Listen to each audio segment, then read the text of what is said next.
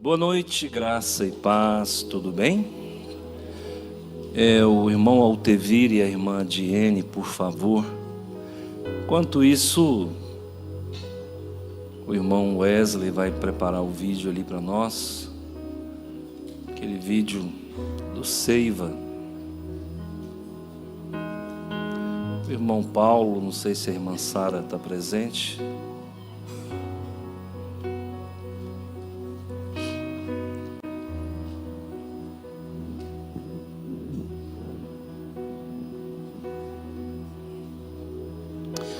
Hoje nós estamos desde cedo com a presença de uma figura ilustre, o Espírito Santo. Desde cedo ele está falando com a igreja, só não percebe quem não quer. De manhã ele estava quase que palpável, agora à noite também está presente, forte. Aliás, sempre está presente, mas de forma manifesta, como hoje, fazia tempo que nós não víamos. A nossa igreja é uma igreja missionária, eu espero que você não tenha dúvidas disso. Acho que nós já mostramos para que viemos. Nós viemos inflacionar o estado de Goiás. Inflacionar no bom sentido, né? Inflacionar no sentido de alargar as fronteiras. E nós já estamos sonhando com mineiros. Tem alguém de Mineiros aqui, irmão? Quem nasce em Mineiros é goiano? Com certeza, né? Não tem ninguém de Mineiros aqui? Esse povo de Mineiros não faz turismo, não, hein? Então, nós estamos prospectando o início de um trabalho em Mineiros. E há dias atrás, acho que no final do ano passado, nós estivemos lá espiando a terra, né? E nós chegamos à praça, oramos, tomamos um café, tomamos a água de lá e já colocamos os nossos pés ali. A palavra de Deus é muito clara: onde colocar a planta dos vossos pés vos darei por herança. Mineiros já é de Jesus, Mineiros é nosso, tá bom? E eu quero que você ore também por isso, tá? Dia 7 começa o primeiro culto em Mineiros. Vai funcionar numa casa, mas já é a prospecção de uma igreja, a Igreja Batista Nacional Aviva, não é isso? Tem que botar o nacional ali. Se não colocar o nacional, tem que colocar logo da CBN. Se você colocar o nacional, não é obrigado a colocar logo. Então vai nascer ali a Igreja Batista Nacional Aviva, tá? Então que Deus nos abençoe e que o irmão Paulo e a irmã Sara sejam esses catalisadores, né, para acelerar o processo dessa igreja ali. Uma vez por mês nós estaremos realizando um culto lá.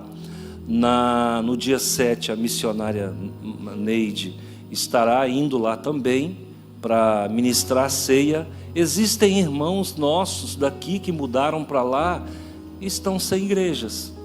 Aí você fala: pastor, mas isso não é possível, uma cidade daquele tamanho. Pois é, irmão, uma cidade daquele tamanho não tem uma igreja com o viés da nossa.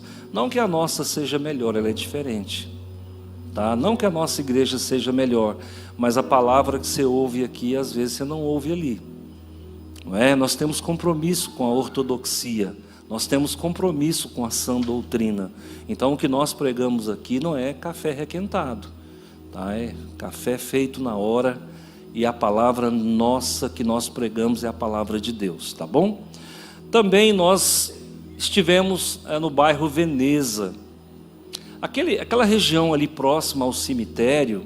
Às vezes eu me confundo, porque são muitos bairros ali.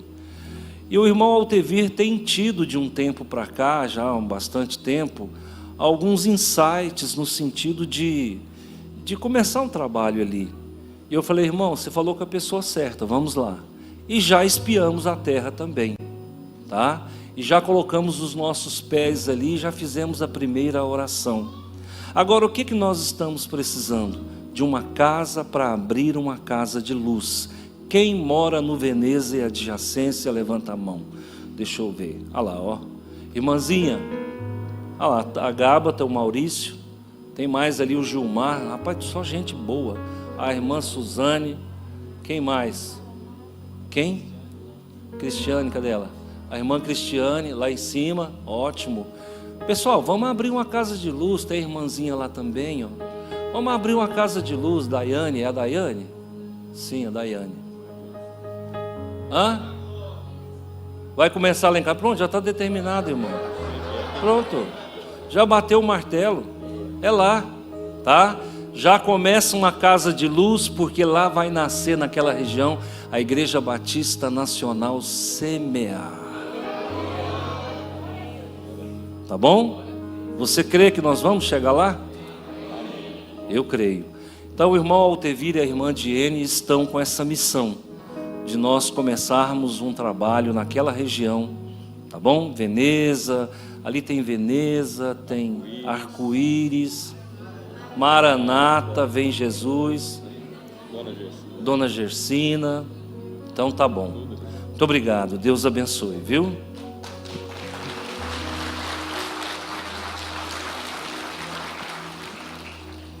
Deixa eu ver o vídeo aí, irmão. Como é que foi o Seiva? Conta para nós. Olha lá, dá uma olhadinha. Olha que maravilha. Aproximadamente 250 pessoas estudando a Bíblia. A revelação que Daniel teve a respeito dos impérios da humanidade. Que revelação precisa, embora nada tivesse ainda acontecido. Deus dá um sonho para Nabucodonosor. Ok. Gente, nós estamos com... Agora não tem desculpa, tá? É indesculpável. Você só não estuda a Bíblia se você não quiser. Ah, pastor, é muito cedo. É nada. Na verdade, o dia começa à meia-noite. Deus ainda deixou a gente dormir as primeiras horas. As primeiras horas do dia nós não estamos trabalhando, não, nós estamos dormindo. É a primícias. Então eu quero que você venha. Ainda tem vaga ainda, Marilza? Ainda tem. Então venha para o Seiva. Você vai receber um certificado no final. Tem gente que vai fazer Seiva e Néctar. Quem fizer Seiva e Néctar vai estar com 40 horas, praticamente 40 horas por módulo, sendo que o CETEBAN é 30. Então quem fizer Seiva e Néctar está praticamente fazendo mais do que o CETEBAN. A diferença é que o CETEBAN te dá direito a ser pastor, e o Seiva e o Néctar te dá direito a ser, no máximo, evangelista. Tá bom? Então, fica atento aí. Sei que tem recebido o chamado. Aquela pregação que nós fizemos aqui sobre chamado, o que tem de gente falando, pastor, aquela pregação mexeu comigo. Então acorda, cidadão. Acorda e faz sua matrícula, tá? Hoje nós começamos assim um pouco tímido, né? Primeira aula, todo mundo assim, mas a semana que vem vai pegar fogo. Amém? Colocar fogo, pastor Rafael. É fogo, é fogo. Tá? É fogo que fala, pastor? Aí. Fogo de Deus, tá? Vai ser desse jeito. Muito bem, eu quero que você abra a Bíblia comigo no Salmo 42.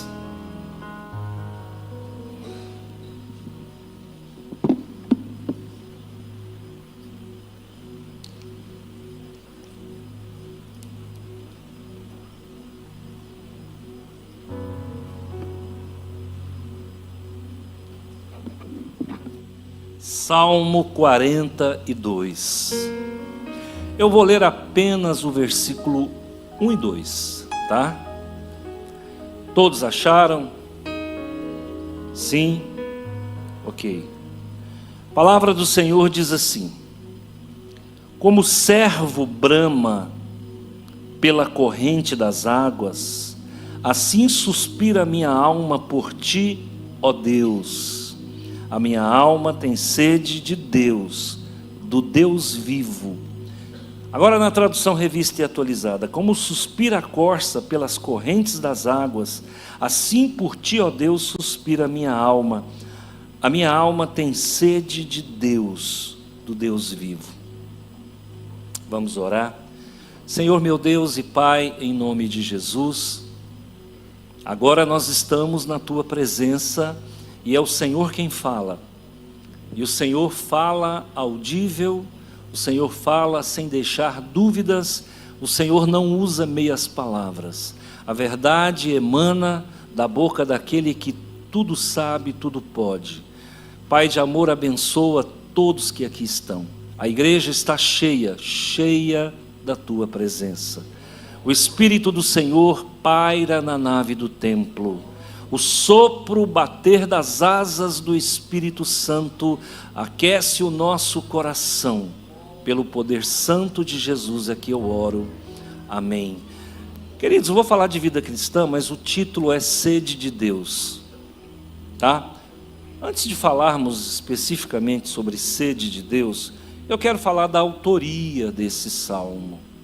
E a pergunta que fica é: de quem é esse salmo?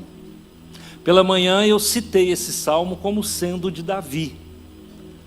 Talvez alguém possa ter ido checar e não deu tempo que eu falasse. Esse salmo, ele não é de Davi. Esse salmo é dos filhos de Corá. Mas a gente fala que é de Davi porque Davi usava esse salmo nas suas liturgias, né? Então, ficou assim meio que convencionado que é um salmo davídico, mas não é. Agora alguém pode falar: pastor, mas Corá, esse salmo é dos filhos de Corá? É dos filhos de Corá. Mas esse Corá não foi aquele que Deus exterminou lá no Êxodo? Corá, Datã e Abirão? Exatamente. E esse Corá era um levita? Era responsável pelo tabernáculo.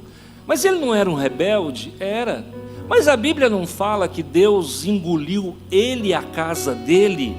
Como é que eles são descendentes de Corá se Deus extirpou a casa deles? A grande verdade é que nem todo mundo morreu. Alguns remanescentes ficaram da família. E esses remanescentes se tornaram mais tarde uma confraria. Talvez você não saiba o que é confraria. Confraria é um aglomerado de pessoas que executam um trabalho no templo, que executam uma atividade. Então, os filhos, os descendentes de Corá, eles sobreviveram àquele castigo de Deus, que a terra abriu e engoliu não só a família de Corá, mas 250 líderes foram exterminados por conta de rebelião, por conta de rebeldia. Naquele tempo o sistema era bruto, irmão. Hoje os rebeldes convivem com a gente não vê lepra pegar, a gente não vê chão abrir, mas naquele tempo a pessoa fala assim: no período da graça as coisas são mais fáceis. Nem sempre. Nem sempre. Deus é longânimo, tardio em irar-se, mas mais cedo ou mais tarde o podão de Deus alcança o rebelde, tá? Então, essa confraria, que são os filhos de Corá, eles assumem uma postura grandiosa no trabalho litúrgico do templo. E alguém pode perguntar assim: esses descendentes de Corá exerceram o seu ministério por quanto tempo? 800 anos. Foi o ministério mais longínquo da igreja primitiva, do tabernáculo.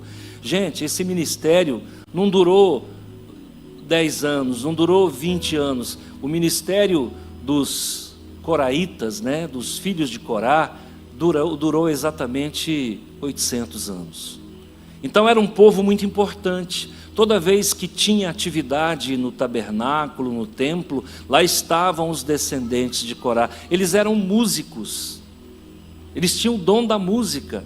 Eu estava observando aqui os irmãos cantando, que interessante demais, Cada um tem um timbre. Você sabia que timbre é igual DNA? Cada um tem um.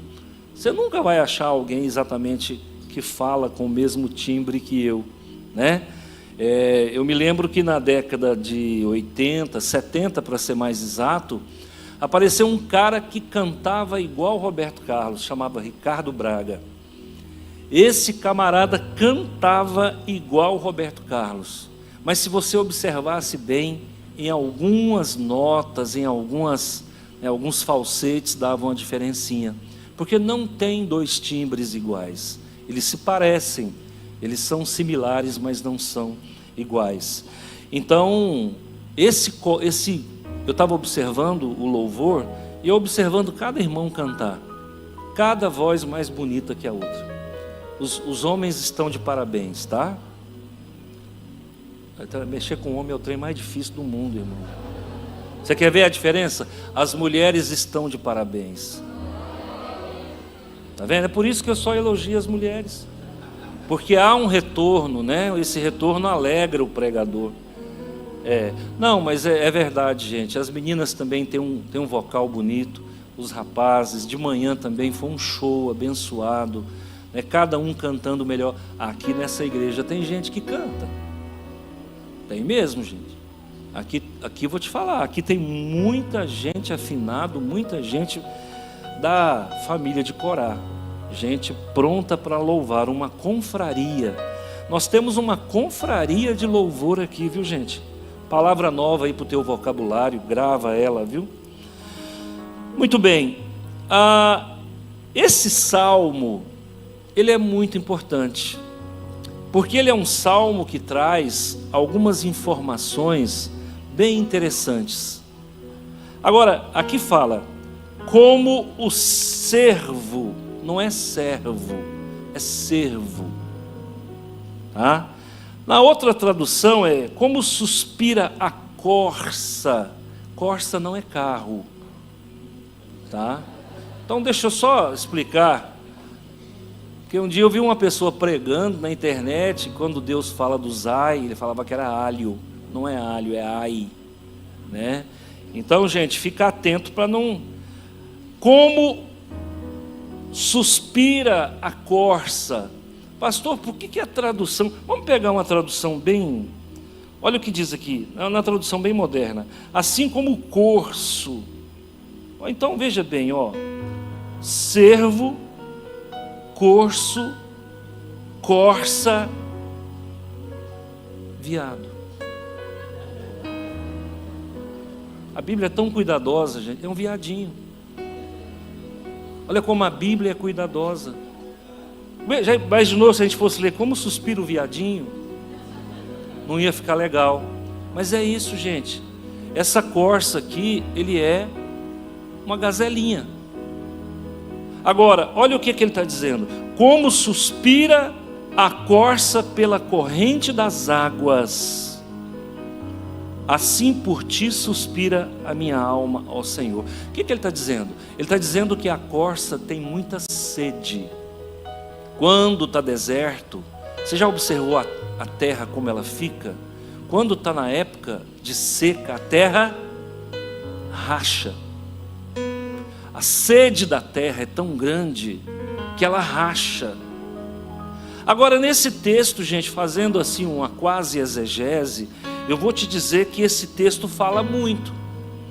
E fisiologia não é coisa só de homem, não.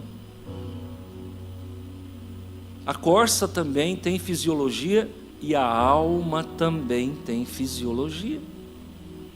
Porque olha, a corça tem sede, a terra tem tanta sede que racha, mas a tua alma também tem sede. E eu acho que você nunca parou para pensar. Você nunca parou para pensar. Quem de nós, irmãos, já não ficou com muita sede de Deus? Quem de nós? Hoje pela manhã eu vi pessoas chorando, muita gente chorando, e eu fiquei olhando e pensando cá comigo, sabe o que é isso? Sede de Deus. Nós queremos Deus na nossa vida, e só que às vezes a gente não consegue identificar esse desejo, aí brota um vazio. É comum eu atender pessoas no gabinete e elas falam: pastor, eu tenho um vazio dentro de mim, eu tenho um vazio dentro de mim, eu estou num lugar, não está bom, eu estou em outro lugar, não está bom. Isso tem nome, chama-se sede de Deus. E a sede de Deus, você pode beber um caminhão-pipa de água, você pode ter 1 milhão na sua conta, sobrando, sem saber o que faz com ele. Você pode ter patrimônio para sapecar porco, como diz o ditado goiano. Se você não tiver Deus, o seu vazio não preenche, a sua sede não acaba. Quem é de Deus sabe o que eu estou falando. E como às vezes falta alguém para orientar, para ensinar. E eu me lembro na minha adolescência, mais na minha juventude, quando eu conheci o espiritismo kardecista. E lá a gente usava o Evangelho segundo o Espiritismo, que foi decodificado por Allan Kardec em 1857.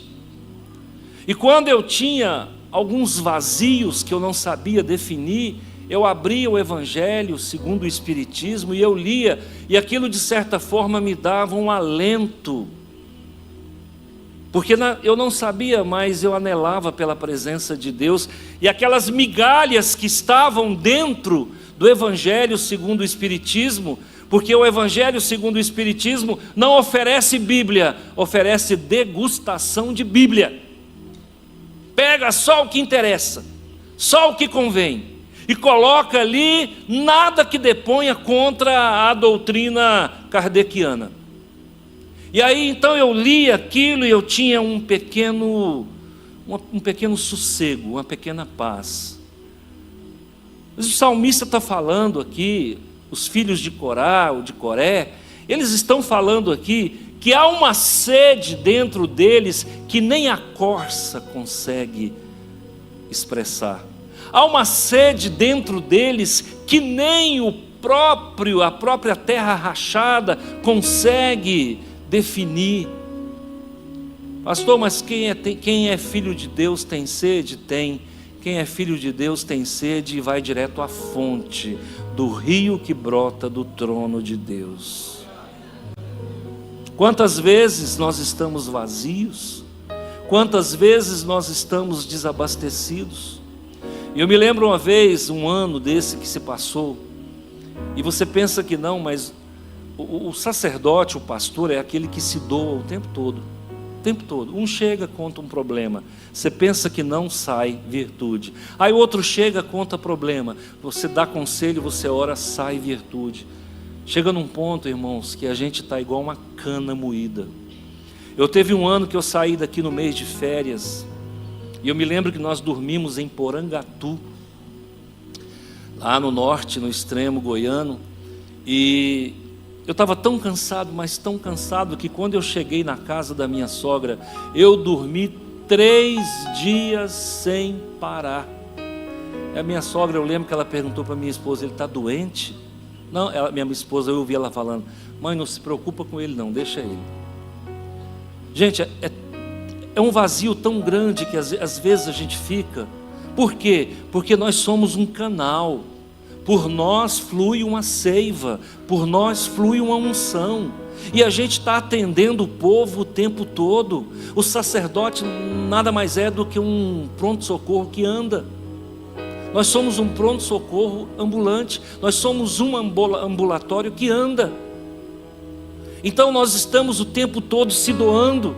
Pode acontecer em algum momento de que o pastor, o sacerdote, esteja completamente vazio, e aí vem a sede de Deus. Por que Jesus orava tanto? Por que Jesus trocava o sono pela oração? Porque ele precisava estar transbordante para atender a demanda que era grande. Você pensa que não, Jesus se encontra com o gadareno, e ali ele expulsa o demônio. Você acha que aquilo não tem preço? Aquilo tem preço para Jesus, aquilo tem preço social, aquilo tem preço espiritual e aquilo tem preço material. Para tirar aquela legião que estava sobre o gadareno, custou para os porqueiros nada mais, nada menos que 2.000 porcos. Libertação tem custo.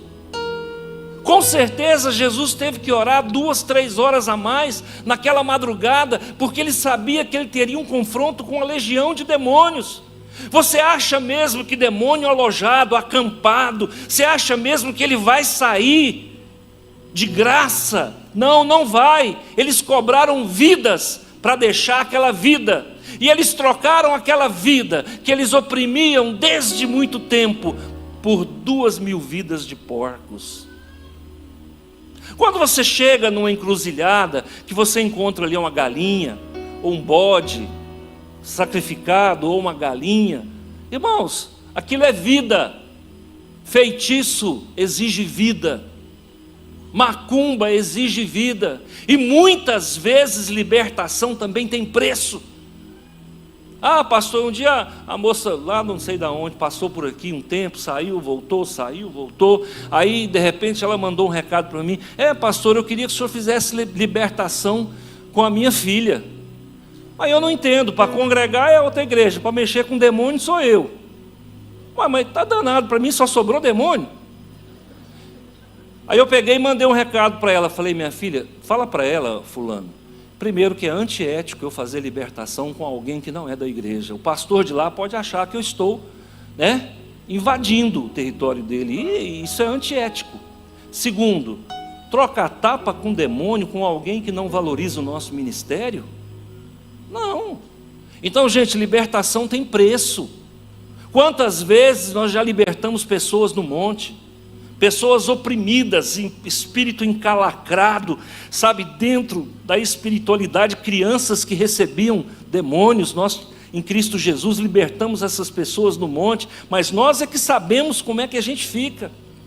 Nós já fizemos libertação de pessoas aqui na igreja, de ter 12 intercessores e todo mundo sair vomitando, principalmente quando é demônio de sexo. Eles causam vômitos, causam náuseas nas pessoas. Então, nós temos que entender que nós não podemos viver encharcado de espíritos ruins, e nem podemos viver vazios da presença de Deus. Nós precisamos estar preenchidos pelo poder do Espírito Santo. Amém? Esse salmista está falando isso. E viver às vezes com vazio não é algo só para quem não tem Jesus. Se você estiver no vermelho com Deus, no devocional, na vida de oração, na leitura bíblica, você vai sentir esse vazio. E eu estou falando aqui, eu tenho certeza que tem gente que está dizendo: é comigo que ele está falando. Pastor, eu sou crente, eu sinto esse vazio. Está faltando vitamina Deus na sua vida. Se você não se abastecer da presença de Deus, você... mas isso é tão simples. Pois é, as coisas de Deus é tão simples e nem assim as pessoas fazem. Muita gente acha que é só vir à igreja. Eu vou à igreja. Não, eu além de ir à igreja, eu devolvo o dízimo. Ué, meu amigo, isso é a coisa mais fácil do mundo. Você entra num carro, vem no ar-condicionado, para ali, já tem alguém ali vigiando seu carro, você desce, senta aqui, ar-condicionado, louvor bonito. Isso aí, qual é o sacrifício? Antigamente a pessoa andava no lombo de um jumento 7 léguas para assistir um culto numa fazenda lá na beira do brejo. Hoje não, meu amigo. Então o sacrifício não está nisso. O sacrifício está em você manter uma comunhão com Deus, para não acontecer o que está acontecendo aqui agora. Como suspira por ti, como suspira a corça pela corrente das águas, assim por ti suspira a minha alma, ó Senhor. Vamos colocar um ponto final nisso? Vamos colocar um ponto final nisso? Bom, vocês não querem, eu vou encerrar a pregação. Eu estou propondo colocar um ponto final nesse negócio de vazio de Deus. Quem quer? Tem mulher aí? Ai, que bom, tem mulher, porque o homem não fala nada. Glória a Deus, apareceu um corajoso ali. Então vamos lá, gente. Vamos colocar um ponto final nesse vazio? Vamos entender como é que acaba? Ok. Então vai comigo lá agora em Mateus 5:6. Mateus capítulo 5, versículo 6. Bem-aventurados os que têm fome e sede de justiça, porque serão fartos.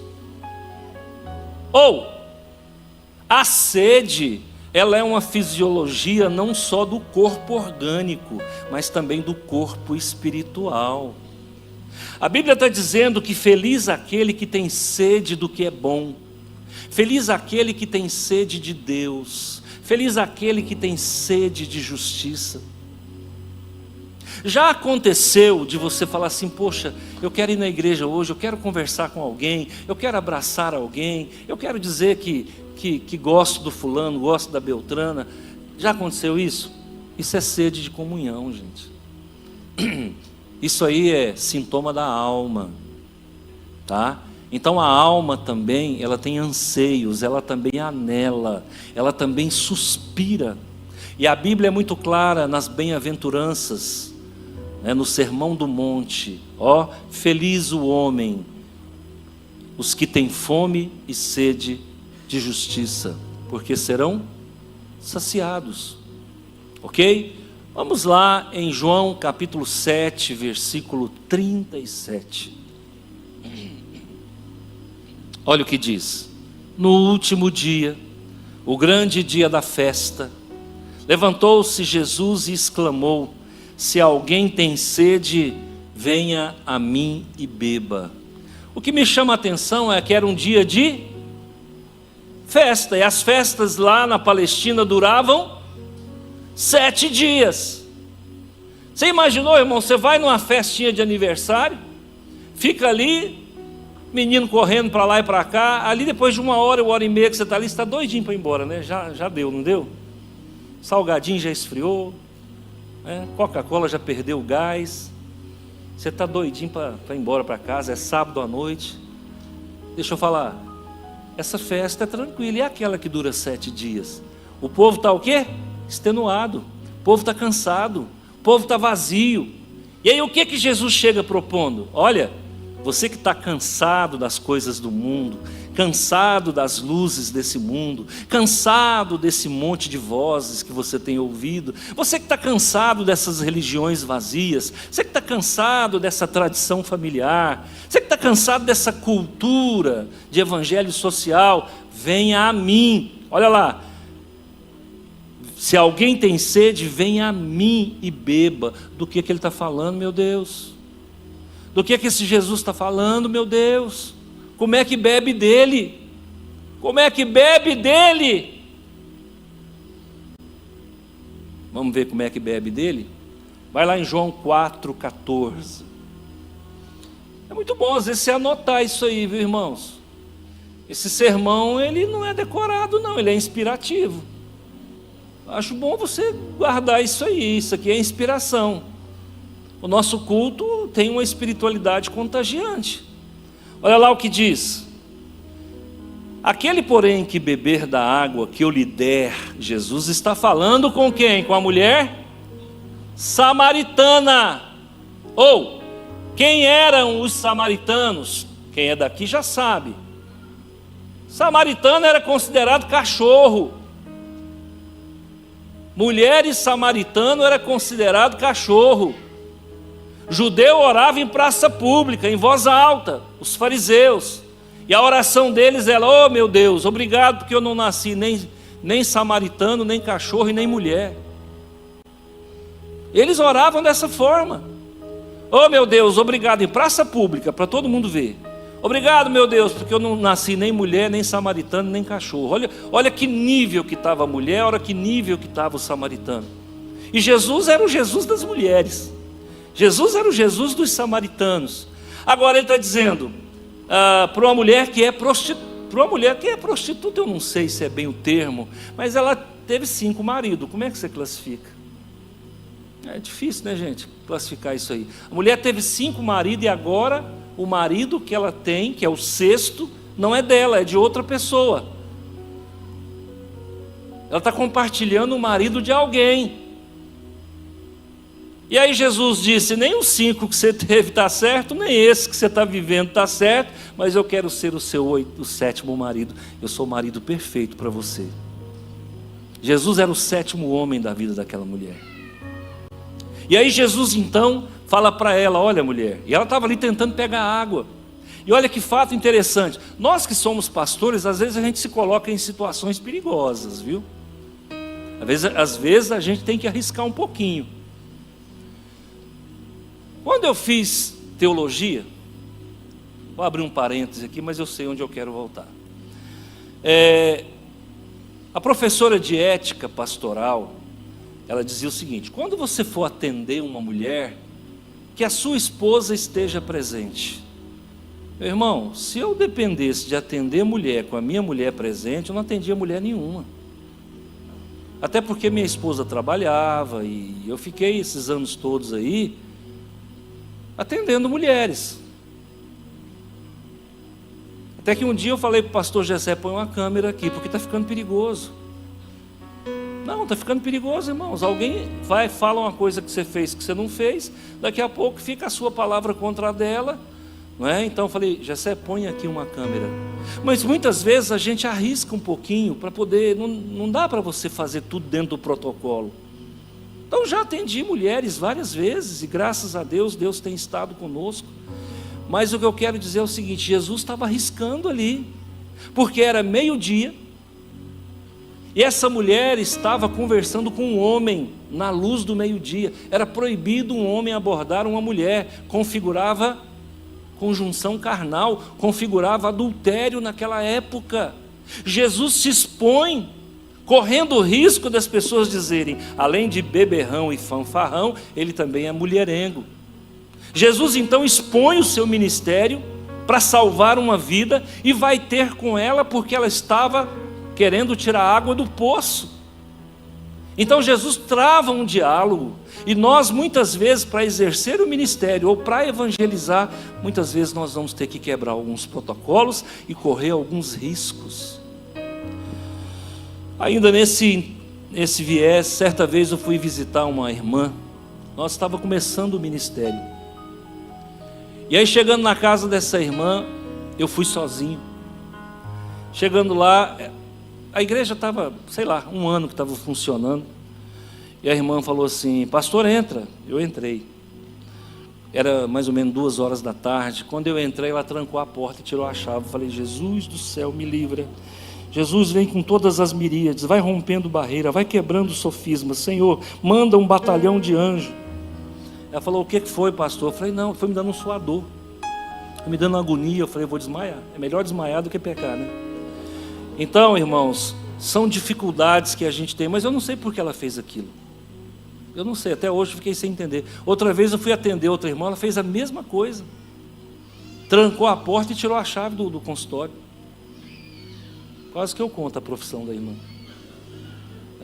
E aí, queridos, é a dificuldade que às vezes a gente tem que enfrentar. É a luta. Jesus estava se expondo com uma mulher, né, teoricamente de vida fácil, talvez uma prostituta, não sei. Ela já tinha tido 5 maridos, agora estava com um 6º que não era dela. Jesus reprovou os 6 e se apresentou como o único homem da vida dela. Então o que nós aprendemos? Jesus é o único homem da nossa vida, sejamos homens ou sejamos mulheres. Aí ele diz assim: olha, preste atenção, que aquele porém que beber da água que eu lhe der, nunca mais terá sede. Pelo contrário, a água que eu lhe der será nele uma fonte a jorrar para toda a vida eterna. E alguém pode dizer assim: ué, pastor, mas aí só caiu em contradição, porque o senhor falou que o texto está falando que quem beber da água que é Jesus jamais terá sede. Exatamente, jamais terá sede, porque se você aprende a partir desse momento onde é a torneira para você se abastecer dessa água que não dá mais sede. Pastor, o que eu devo fazer para nunca mais ficar como salmista? Se abastecer de Jesus todos os dias. A pergunta que eu te faço: quem parou para falar com Ele hoje? Ah, mas como é que você não quer ter sede se você não parou, não dedicou pelo menos 15 minutos do seu dia a esse Jesus que é o manancial de águas? Essa é a questão, gente. Nós queremos viver uma vida com Deus, muitas vezes sem Deus. Ninguém vive. O cara que é policial, ele é policial 24 horas por dia. A pessoa que é um bombeiro, ele é bombeiro 24 horas por dia. Quem é médico 24 horas por dia. E quem é cristão, só é cristão na igreja? Você é cristão 24 horas por dia. Levanta sem orar, almoça sem orar, janta sem orar, dorme sem orar. Só vê a Bíblia no domingo. E muitas vezes ela está tão empoeirada que ele sai dando pescotapa na Bíblia para tirar a poeira.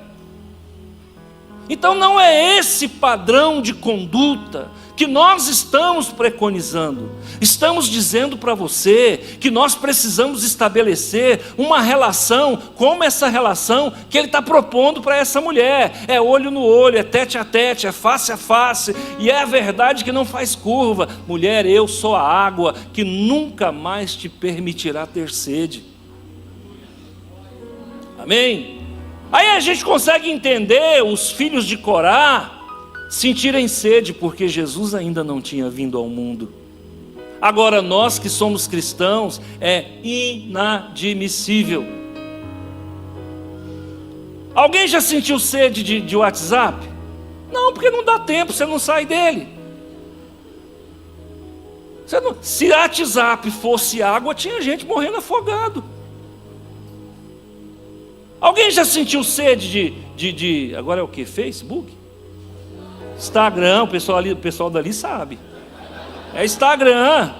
O que acontece? Não dá tempo porque não sai do estragão. Não dá tempo. Um dia um irmão falou para mim: vocês não sentiram minha falta? Não, eu falei: você não deixa a gente sentir. Não dá tempo. Dá um tempo. Entende, irmãos? A gente fica um dia sem orar, não fica um dia sem olhar no WhatsApp. 1-0 para o WhatsApp. A gente fica sem falar com Deus, mas não fica sem falar no WhatsApp. 2-0 para o WhatsApp. A gente dorme ao lado do WhatsApp, na cabeceira da cama, mas não dorme ao lado da Bíblia. 3-0 para o WhatsApp. WhatsApp 10, Bíblia 0. Lamentavelmente, gente, as prioridades que nós estabelecemos nessa vida, elas não acrescentam. E nós precisamos ir para a palavra para entender qual é a temática que Deus nos propõe. Para finalizar, como suspira a corça pela corrente das águas, assim por ti, ó Deus, suspira minha alma. O dia que você estiver nesse nível, continência para você. O dia que você estiver nesse nível, você não é mais soldado raso. Você está de major para frente. Nós temos que sentir essa falta de Deus. À medida que você vai caminhando com Jesus, você vai assumindo a estatura e a plenitude de Cristo. Vai chegar um momento que o capeta vai olhar e falar: não, esse aí não adianta não, desisto dele. Que o capeta também não é muito burro não. Se ele perceber, meu irmão, que você está só para Jesus, só Jesus, ele vai te abandonar. Fala: deixa eu atentar outro, que esse aí já não dá para mim mais. Por quê? Porque você atingiu uma estatura próxima de Jesus, e nada pode te segurar, nada pode te impedir. Amém? Quero que Deus abençoe a sua vida, viu? O dia que você aprender a ser um construtor de igreja, o dia que você aprender a ajudar a obra do Senhor, como diz o irmão Carlos, quem não trabalha, dá trabalho. O dia que você aprender a trabalhar e não dar trabalho, aí sim você galgou um degrau acima da curva. Nós precisamos servir com excelência, tá?